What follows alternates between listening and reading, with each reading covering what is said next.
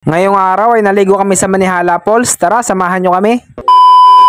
Umaga pa lang ay nagmamarites na kami. Nagpulong-pulong na kami kung saan nga ba magandang pumunta ngayong araw. Dahil sa init ng panahon, parang ang sarap magbabad sa tubig. Kaya napagkasunduan namin na pumunta kami sa Manihala Falls. Hindi ito yung first time na pupunta kami dun mga idol. Pero excited pa rin kami dahil sabi nila meron daw mga pagbabagong naganap dun sa falls. At yun ang dahilan kung bakit yun ang napili namin puntahan ngayong araw. Tara mga idol, samahan nyo kaming maglakbay papunta sa Manihala Falls. Hindi naman ganong kalayo dito sa lugar namin yung Manihala Falls. Mga 20 minutes lang siguro, baka nandun na kami. Kaya sakay na aking BMW na kulay dilaw ang bubong, ay lumarga na kami kasama ng aking grupo. Shoutout nga pala sa mga taga Sitio Alibunga. Ayun o, kaway-kaway naman dyan. Minsan lang kami mapadaan dito sa inyo ay.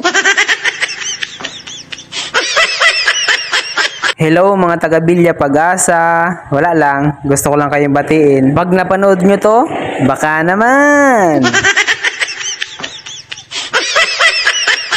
Ang bilis ng pangyayari mga idol, andito na agad kami sa may entrance ng papuntang Manihala Falls. Kaya ito ay paparking ko muna yung aking BMW na kulay dilaw ang bubong. Syempre, hindi naman ito lusot hanggang doon. Kaya iiwanan ko na lang dito sa labas. Pero kapag motor ang dala nyo mga idol, lusot yun hanggang doon sa harap ng falls. Kaso tricycle itong dala namin, kaya iiwanan namin dito sa labas. Galing dito sa may entrance mga idol, maglalakad ka ng mga 5 minutes siguro. Pero kung tatakbuhin mo, baka mga 2 minutes lang. Hindi naman mahirap yung daan mga idol kapag naglakad ka. Kaya goods na goods to kahit may kasama kayong mga bata at saka matatanda. Kasi wala naman kayong aahunin na bundok o kaya naman malayong lalakarin. Hindi nyo na rin pala kailangan ng payong mga idol kapag pumunta dito. Kasi hindi naman mainit maglakad dahil napapalibutan ito ng mga puno. Hindi man lang kami pinawisan mga idol sa paglalakad at narating na namin yung magandang falls dito sa Manihala. Ito pala yung sinasabi nila nagbago dito mga idol. Nagkaroon na siya ng cottage. Tapos hindi ko alam kung magkano. Pero sa mismong falls mga idol, sad to say, wala pa rin nagbago. Kung ano yung last na punta namin noon, ganun pa rin siya hanggang ngayon.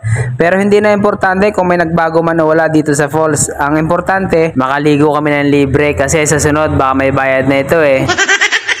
Isa nga pala sa mga gusto namin gawin mga idol kapag naliligo kami, yung tumatalong kami sa mga bato katulad niyan. Hindi kasi nag-enjoy yung mga kasama ko mga idol kapag walang thrill. At isa nga sa mga thrill na gusto nila kapag may mga liguan kami pinupuntahan ay yung may lugar na pwede silang tumalon o kaya mag-dive. Kasi mas nag-enjoy sila kapag ganon mga idol. Kaya kahit hindi kagandahan na isang lugar na pinupuntahan namin, basta nag-enjoy kami, binabalik-balikan namin yan mga idol. Katulad na lang nitong Manihala Falls mga idol.